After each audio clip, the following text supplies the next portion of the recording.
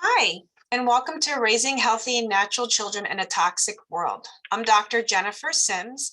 I am a chiropractor who's been practicing in Northern Virginia now for almost 20 years.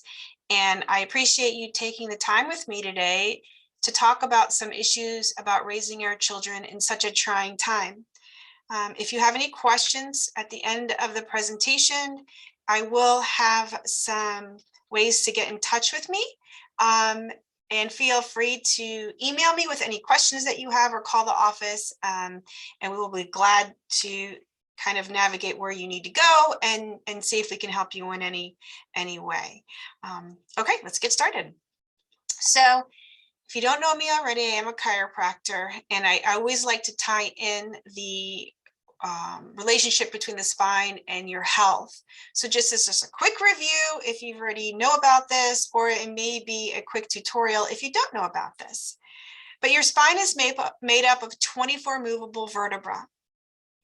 The bones of the spine and the vertebra protect the nervous system. And we know that there's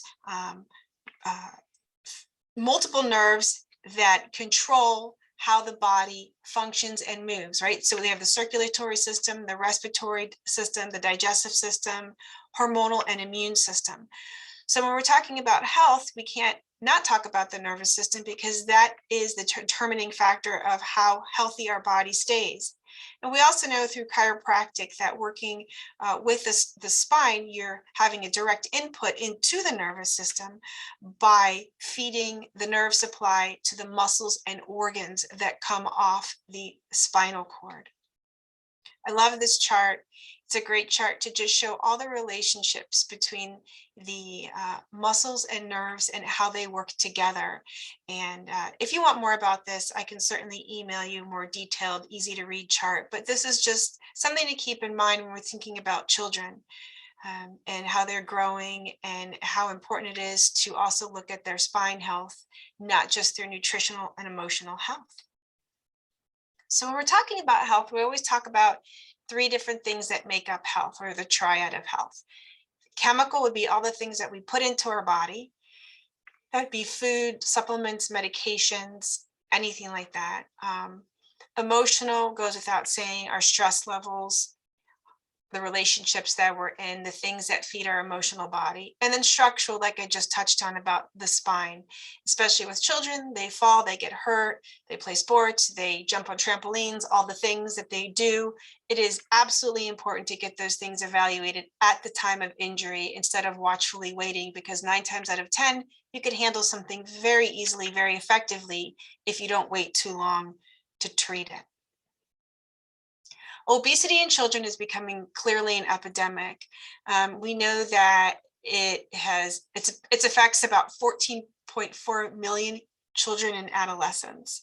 And there's definitely a prevalence between your ethnicity and just basically the education that you've had around how to eat properly or not. And we're going to talk about that, but obesity is becoming a huge problem. It is not healthy or normal for children to be type 2 diabetics. And this is something that's very preventable with just proper support for these children and education around how to properly take care of your children. Food allergies are becoming an epidemic, right? I don't think you can walk into a school system with the little no sign for peanuts or gluten or all of the different things now. We know children with food allergies are 2 to 4 times more likely to have another related condition, such as asthma and allergies, compared with children without food allergies. They're definitely a safety and public health concern. It's estimated that 1 in 13 kids, or about 2 students per classroom, definitely have a food allergy or a sensitivity. Some of the ways that allergies present themselves, I think this is important to touch on because oftentimes we think of an allergic reaction or a sensitivity as an anaphylactic one where, oh my gosh, my throat is closing up, I'm hiving up, I can't breathe. Yes, those are allergic reactions specifically, but sensitivities and other allergic reactions can be more insidious, like tummy aches, skin issues, headaches, muscle pain, feeling anxious or a rapid heartbeat, fatigue, asthma, a kid who's always getting sick. Depression is a big one. Mental confusion, ADD, ADHD, joint pain, hearing loss, hoarseness, that inability to clear the throat. So basically, we're looking at skin, behavior, and intestines and the respiratory system when we look at all of the symptoms that are listed here. I always like to show this when I'm talking about the effect of allergies. Allergies and sensitivities will absolutely affect your child's ability to focus. And Doris Rapp, this data is really old. She is one of the pioneers in correlating allergic reactions to actual classroom work and behavior. And it's just so interesting. The first picture is showing us a normal drawing of a child drawing a picture of himself, it looks like here. And then the child was then exposed to something that they were allergic to. And you can see as time goes on in that same period after being introduced to something that their body was allergic to, how loss of detail happened in that drawing, how unfocused that child was. And same here, you can see how the child was able to write before the test, given something that they were allergic to, and then given how well they were able to write when they were given something to neutralize the thing that they were allergic to. So I guess my point here is, yeah, they can actually affect your child's ability to focus and learn in the classroom.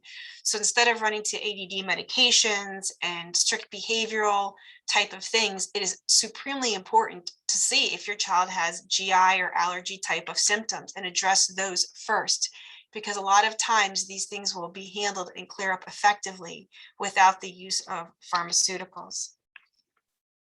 Most common food allergies that we see: milk, eggs, peanuts, tree nuts, fish, shellfish, soy, wheat, corn, gluten, artificial flavors, colors, and preservatives. Let's talk about this. Osteoporosis in children. Yes, this is a thing.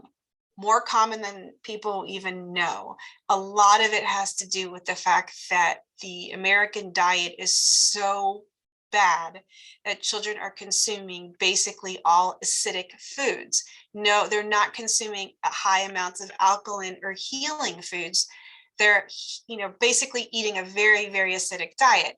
So when you eat that way, you are going to see a loss of bone, and eventually osteopenia, which then can lead to osteoporosis, which sadly I have seen as young as 16 in my office, with high caffeine consumption, high dairy consumption, not enough exercise, a lot of processed refined foods, not enough sunlight, smoking, steroid and antibiotic use, fluoridated water, and sugar.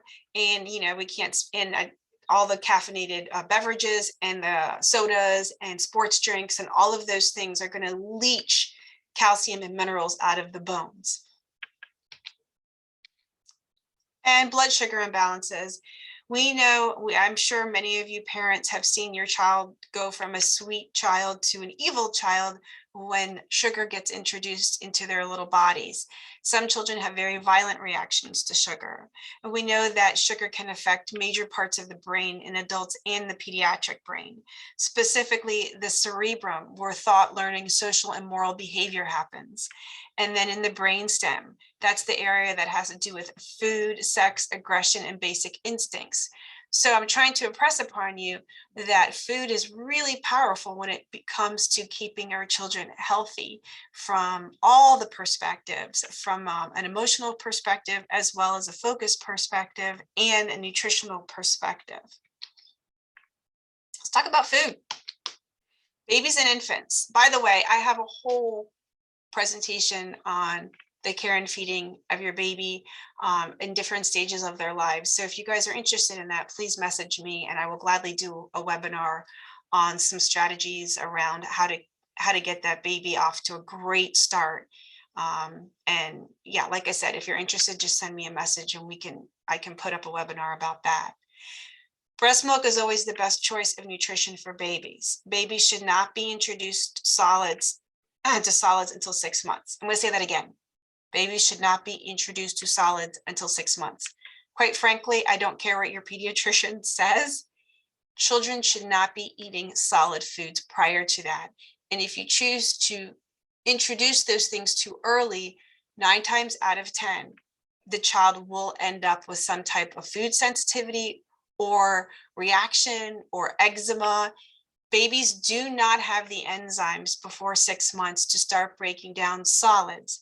So yes, they can consume them, but it does come with a risk, and the risk is a depleted immune system. So if you guys can hear me on that, that would be one of the best things to set your baby off for the most healthiest outcomes, is to not start giving them oatmeal and rice before 6 months, which I see all the time in my practice. When you are going to start, I always recommend starting with fruits and vegetables. Grains can be given once the baby has teeth. I know everybody likes the little Gerber treats and all of those things, but the reality is grains are not very well digested in new babies. And so it's better to wait a little bit longer to introduce them, because it decreases the probability of them having a reaction as time goes on. Now, not to say they can't have a reaction if they eat grains later on, but anything that we can do to work with the physiological component of how a human being, how a baby is formed, I definitely recommend. And ideally wait until 12 months to introduce animal protein. And like I said, I have a whole webinar or class just on the details of babies and infants. I don't want to live on the slide too long. Just some things to note. If your baby cannot sit up by itself, and when I mean that is like when you put them in the high chair, if they're slouched down, if they need pillows to prop them up, they're not ready to eat solids. If they can't physically hold themselves up, they are not really ready to eat solids. So that's another thing to look at before you start going down that rabbit hole. Over 50% of the soy produced in the world is genetically modified. You can find it in everything from canned tuna to baked goods, formulas, cereals. And I just listed a bunch of the names that soy can be under that you might not know. Dairy. All right, so I know some of you guys are really married to your relationship with dairy and your children, and a lot of that is just a fantastic dairy lobby board to make you think that dairy is fantastic for you. These are my thoughts about dairy. First of all, we are not baby cows. We are the only animals that consume another animal's milk. So from just that perspective, it's something to think about. It's okay if you disagree or agree, but it's just something to think about. Most human beings cannot process dairy very well. Now, there are certain ethnicities that do better, certain countries that do better based on your genes, but the reality is most of us do not have the adequate enzymes to break down dairy products. Unless you are getting raw milk, you are really not getting any usable calcium from dairy. And if you are getting raw milk, I strongly recommend that you are using a farmer or a co-op who tests the milk, because I have seen some really bad E. coli and bacterial infections from people who consume raw milk products, and they are not clean. So I just put that out there. So if you're consuming homogenized organic milk or even non-organic milk over the counter, it has to be homogenized and pasteurized. And during that process, what they do is they boil the milk at very high temperatures to kill the bacteria and all the things that we don't want in our bodies, right? The problem is they also burn off something called alkaline phosphatase. We need alkaline phosphatase as human beings to absorb the calcium that's naturally found in that dairy product, that milk. Unfortunately, it is burnt off during that process.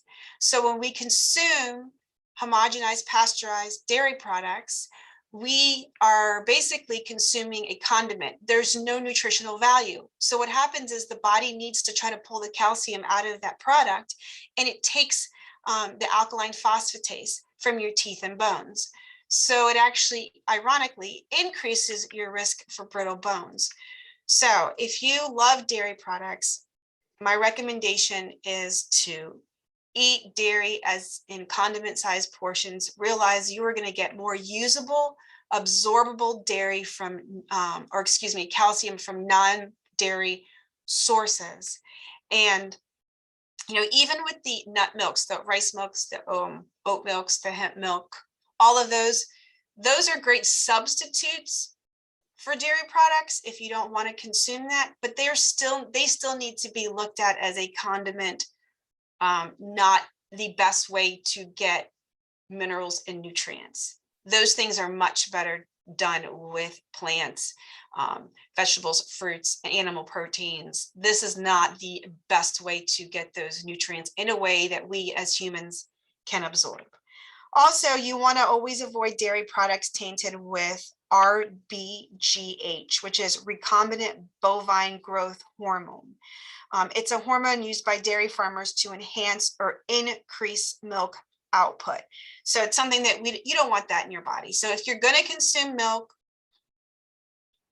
consume it with caution. And if you would like a list of some other sources of better usable calcium, also message me, because I can send you some information on that as well. I know I talk about gluten all the time. It's a protein found in many grains, including wheat, spelt, kamut, rye, barley, oats, and triticale. The problem that we're having with gluten is gluten in itself is not bad. It's gotten a bad rap. The problem is here in the United States, the way it is formulated, it is full of preservatives. It is full of glyphosates. It has now been hybrid. So we're not really getting true native wheat and clean products. And so our bodies are reacting to all of the chemical processes, not so much the gluten itself. So unfortunately, because that is the sources that we're getting in this country, other countries do not do this to their wheat products or their gluten products. But here in the United States, we do.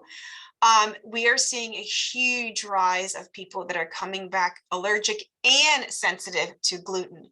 So I strongly recommend either not consuming it or consuming it maybe 1 or 2 days a week, but do not eat this in your normal diet. It starts to block the absorption of many nutrients, like B vitamins is a big one that it blocks. So try different grains, experiment. Gluten-free grains, wild rice, millet, quinoa, buckwheat, amaranth. You can use gluten-free flours. There are so many great products on the market that are gluten-free for baking that you don't even know the difference in some of the meals you can make or things you can bake, because it's just gotten so much easier to find gluten-free products. If you'd like to see some of the products that we use in our home that are gluten-free, I believe on my website, I think it's still on the homepage, there's a really good video, some of the products that we use in our home that are gluten-free that taste pretty darn similar to gluten products. And then obviously complex carbohydrates like sweet potatoes, yams, red potatoes, all of those things are a good substitute for gluten grains. I'm probably beating a dead horse with this, but hopefully no one is still consuming high fructose corn syrup. It is produced by processing corn starch to yield glucose and then processing the glucose to produce a high percentage of fructose. The problem is the way that they do this has a lot of chemicals in them. They have funguses in them. They have genetically modified materials in them. And typically the corn used to make high fructose corn syrup is genetically modified. Sugar. On average, Americans consume 152 pounds of sugar per person per year. Not great, you guys. We need to work on decreasing our sugar consumption, especially when it comes to our children. And thinking back to that slide and how it does affect the brain and the mood, not to mention your metabolic system, your blood sugar, increased risk for diabetes. Also should be using condiment sizes, not as a staple in all of our foods. We usually see most added sugar in soft drinks, then candies, then cakes, fruit drinks, dairy, dessert, milk products, and grains. To speak to that real quick about grains, a lot of the gluten-free products tend to be higher in sugar. So please don't think I'm saying that gluten-free products are necessarily super healthy. Some of them are, some of them are not. You need to still read labels and always defer to, you know, more natural things like fruit and vegetables and those kind of things. Essential fatty acids are basically fatty acids that are essential because we as humans can't make them. We have to get them from an outside source. There are two essential fatty acids, linoleic and alpha linoleic, so which you guys know as omega-6 and omega-3. These are obtained through the diet. They are the structural component of our brain cells. They help cover the brain cells with that thing called the myelin sheath, which is the protective covering that wraps around the nerves in your brain. Fatty acids help with nerve transmission and are crucial for brain function. And you can just, there are so many studies on essential fatty acid deficiency in children who have processing issues. So one thing you as parents can do to help your children is to get them on a good quality fish oil. It does make a huge difference. And not to mention, fish oil also helps manage blood sugar and other things in the body. These are not the kind of fats that we want. These are all saturated fats. These are not the same as essential fatty acids. Just to be clear, many kids with ADD, ADHD are not able to convert omega-3s to EPA DHA. This is compounded by the omega-6 fats that are consumed. The omega-6 to omega-3 ratio should be a 1-to-1 ratio. And unfortunately, the American diet lends itself more to a 15-to-1 ratio. And many kids have ratios that are more to 50-to-1, which is horrendous. The use of omega-3 fats found in fish oils are effective in correcting this deficiency, and omega-6 consumptions can be greatly reduced. Try to get away from all trans fats, partially and hydrogenated oils. Protein. Protein is very important. To figure out your protein needs, you can do this equation here where you multiply your weight in pounds times 0.5, or you can take your weight divided by 2. Or quite frankly, I've always told my patients for years, the palm of your hand, your specific hand, or your child's specific hand is what they should be consuming per meal. So if you think about it, it's not a lot. We don't need to have a huge dead carcass on our plate. We need the palm of our hand is quite sufficient. And then ideally everything else on the plate, we want it to be nutritious, sweet potatoes, you know, leafy greens, things of that nature. That would be ideal. But yeah, don't make this complicated. Palm of your kid's hands. So these are some issues that I hear about. What do I feed my kids? Healthy eating is too expensive. You know, my child will feel weird and not fit in if he can't eat what other kids are eating. I don't want to make separate meals for my family. My older child refuses to eat well. My child refuses to eat any new food. You know, guys, I've been doing this for a long time. And if you're coming to a practitioner like me or another holistic care practitioner, you're coming because you need help. So I will say part of us supporting you in this journey with your kids is supporting your mindset and how to change how you view things. Because in my experience, kids are pretty easygoing, even the ones you think that are not. And if you take the time to explain to the child, if they're able to understand you, because I understand babies, we're, you know, totally different thing, but kids, why something isn't the best choice for them, or, you know, what exactly is happening. It's not as hard as you think. My experience as parents have belief systems and expectations that they feel or should be a certain way. And then, you know, hearing something very different, there's sometimes there's a lot of resistance there. So if you're taking the time to do tests and get support around your children who are not feeding well, then it is important to listen to the recommendations, because what you're doing clearly wasn't working, and that's why you find yourself in a doctor's office, right? So try to be open to new things. Try to be open for you to try new foods, and for you to cook, you know, think out of the box. To speak to the fact of my kid will feel weird, it's okay to feel weird, and it's okay not to fit in. And if this is a bigger lesson that needs to be had in your home, then have that lesson. What is not okay is not teaching our kids how to take care of their specific bodies. That we are all unique and divinely made, And your children can be so empowered if they understand that some things maybe just they don't make them feel well, and helping them realize, hey, does that not feel good in your stomach? Okay, well, maybe we shouldn't have that next time. So just, I really encourage you guys to be open-minded in your thinking when it comes to changing how you feed your children, or, you know, how you feed your family. The picky eater, I hear this all the time. I had her try it, she hated it. It takes sometimes, for especially when this is more of an infant type of thing, 12 times to introduce a new food to a child before he or she will try it. So 1 or 2 times is not enough. Sometimes we've got kids with sensory issues. They don't like the texture. They don't like, you know, things about that. You got to at least try before you knock it off the list that they absolutely won't eat it. And to be clear, just because you don't like it doesn't mean that they won't like it. So don't put your opinions and impressions on them, especially if it's something that you know it's going to help them heal. These are what nutritional deficiencies look like, guys. You know, decreasing calcium, you can see a lot of depression, irritability, and even delusional behavior. Copper can lead to deficiency, can lead to depression and fatigue. Folic acid, apathy, insomnia, loss of appetite. Iodine, cretinism, which is a thyroid issue. Fatigue.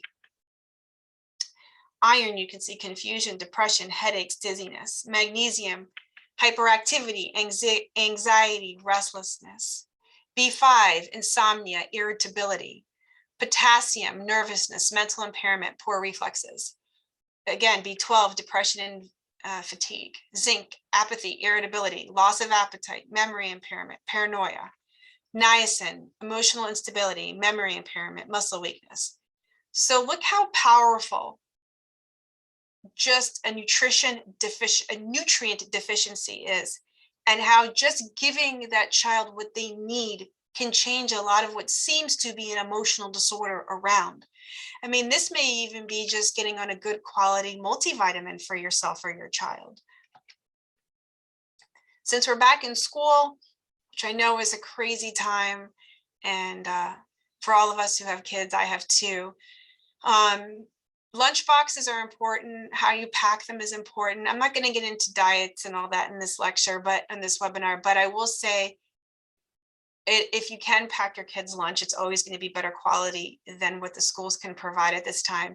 Clearly, if you can't, that's okay too.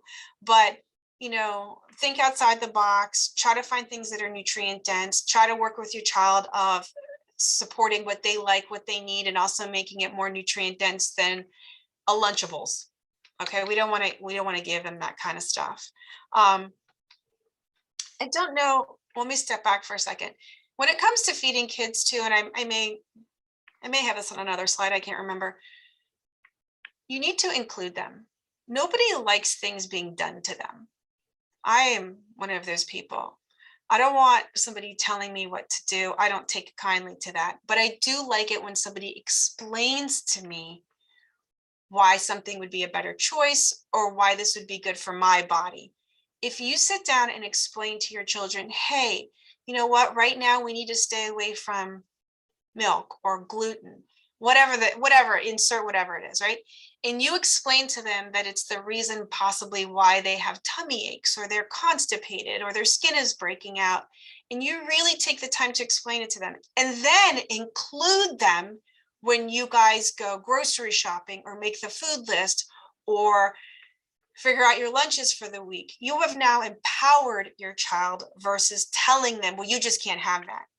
Well, you don't like to be told that, and neither do they. And I think the empowered, educated person does so much better and succeeds so much more versus just don't do that. Just an opinion. I'm full of a lot of them. You know this if you know me. But it is helpful when you actually include them.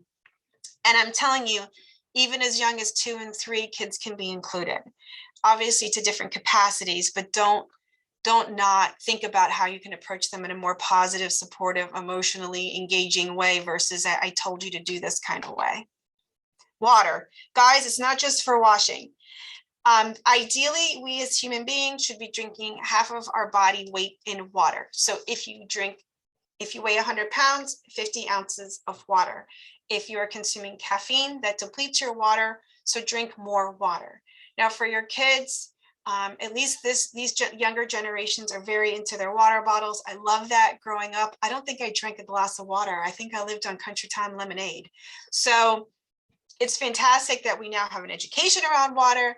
Encourage your kids to get a water bottle. I like water bottles because you can measure how much they're drinking, and you can ask them how many times they filled that bottle for the day. So we are made up mostly of water as human beings. It is so important to stay hydrated, and dehydration can cause a lot of symptoms in itself. I mean, we see people with chronic migraines sometimes are just due to a lack of water. And there's some great books. There's a must read, Your Body's Many Cries for Water, that you can pick up. But the bottom line is, it's a great habit to instill in yourselves and in your kids, and it just will help keep them healthy. Screen time. Okay, this is a tough one. And this is more of questions that I think may be worth you sitting down and working through with your family. I do not have the magic answer to this one, guys, especially when in our state, in our area, everyone's different. I don't know who's going to be watching this webinar, but they are giving children in elementary school now, I think in 5th or 6th grade, they're starting them off with their own laptops. So as much as it would be nice to say that we could keep them away from electronics in this day and time, that's not a reasonable expectation. So given the fact that they're on screens all day at school, then they come home and watch screens, and they have screens in their pockets, I'm just going to pose some questions for you guys to figure out what strategies work in your home. This is very hard. It is trying for me too. I have three children, and I have 11, 13, and 17, and it is not an easy task to get them to disengage from screen time. So some things to think about if you have it. One, what are your kids watching? What is affecting their emotional health? Are they watching things that are appropriate? Are they watching things that are toxic? Who are they following? You guys should ask questions and look at what they are looking at. How much time are they on their devices? Do you limit this time? Do you have conversations in your house about what they're consuming and what's appropriate for their age? Do you have other activities that they can be involved in so that they can walk away from that? You know, if that's sports, if that's art, if that's going to a friend's house, I don't know, whatever it is, what are their other options? What other options can be created to help them disconnect? And do you have parental controls in place? And these are all tough questions. These are tough topics, you know, especially when you've got kids my age who are driving, have their own cars. You know, do you track them? Do you not track them? Is that micromanaging? Is it helicopter parenting? You guys, I don't know. All I know is that the brain, especially not just the pediatric brain, but our brains were not designed to have all of this input and all of these images coming at us at the rate that they are, for the frequency that they are. So we need to figure out ways to step back, because we're not going to get away from it, but we can definitely do things to negate some of the negative effects that it has on the body and the mind. So I'll leave that there. I am also open to hearing different ways that you guys are working with your families around the issue of screen time. What are some things we can do to test your kids? Well, testing can be, we can check urine amino acids or amino acids by urine testing. We can check antioxidants by blood testing. We can do stool tests to see how their GI systems are working. We can do adrenal tests to see how their cortisol levels are working. Hormone tests, blood tests, allergy testing. There are a lot of tests that we can do to start getting baselines of where your kids are at this time, what they're nutritionally deficient in, getting strategies around supporting it, retesting, and learning a little bit more of how to get them healthier without getting on a bunch of symptomatic based treatments. Kind of really getting to, is this an eating issue? Is this a nutritional deficiency issue? What is the issue and how can we support it? Tips to get started. Eat well yourself. You know, it's always great to lead by example, and try experimenting too. If this is all new to you and you're scared, then you try some gluten-free foods or dairy-free foods or whatever the case may be, but you get involved. Like I said earlier, take your kids shopping with you. Get them involved. And if you can't take them shopping with you, have them create the list, or you know, figure out how they can be involved, or have them cook with you. You know, have them prepare meals, have them be your sous chef. Like, think outside the box, have them be hands-on, because I do know this, our relationship with food starts very young, and many adults have eating disorders, unhealthy eating habits. They don't know how to eat because those relationships were not addressed when they were young. And anything that we can do to encourage them that healthy eating is good for their body, it can be fun to prep and cook and do all of those things, I'm a strong proponent of. If possible, I know everyone's schedule is crazy, but if you can eat one meal as a family, if you can't do it during the week, maybe during the weekend. Don't let TV ads determine what you buy your children to eat. TV ads are poison. They're designed at a certain frequency of speed of images to get your child to consume garbage. You need to be ahead of that. Try to get them to not watch those commercials or talk about those commercials if your children are coming up to you telling you they want the latest sugary cereal. Keep a food diary. This is a big one. A lot of times parents will come into me worried about their kids, and I'm like, why don't you start keeping a diary of when you're noticing the behavioral issues? Was it right after a meal? Was it because their blood sugar is low? Was it because they were hungry? You know, what are you observing? Write things down, because if you're like me, you can't remember what happened 5 minutes ago. So you certainly cannot remember, you know, all of the things throughout your day with your kids that you're seeing happen unless you write it down. And it doesn't have to be a long dissertation. It could just be some bullet notes in a notebook or on a calendar, so you can see if there's any patterns to your child's health issues. If that's a stomach ache, if it's constipation, if it's the eczema, if it's behavior, write it down, because it will help you see a pattern and it will help me help you. Can't speak enough about proper nutrition and structural alignment. They go hand in hand. Chew your food. Allergies start with poor digestion. A lot of things were shoveled in. There's fast food. We don't have a lot of time. Try to create a safe space to eat, a quiet place to eat, not a loud music, TV time to eat. We talked about drinking your water, half your body weight in ounces, increase your vegetable intake, decrease inflammatory foods. I have a great acid alkaline chart. If you guys are interested, I can send that to you. Rotate the foods in your diet. Eat healthy snacks throughout the day. When you eat breakfast, make sure it has protein in it, because it'll just sustain your blood sugar longer throughout the day. And guys, it doesn't have to be animal protein. If you don't like animal protein, it doesn't matter. Just a good source of good protein, good quality protein. And thank you. I appreciate you taking your lunchtime to sit with me to talk about how to keep our kids healthy and safe. If you have any questions or would like more information, please reach out to us. The best way to reach out to me specifically is to email me directly. The email here is jen@blueskyhealthandwellness.com. You can certainly check out our website, blueskyhealthandwellness.com, or give our office a call at 703-975-9144. Once again, thank you so much for spending time with me. I am here for you if you have any questions, and you guys have a great rest of your day. Take care.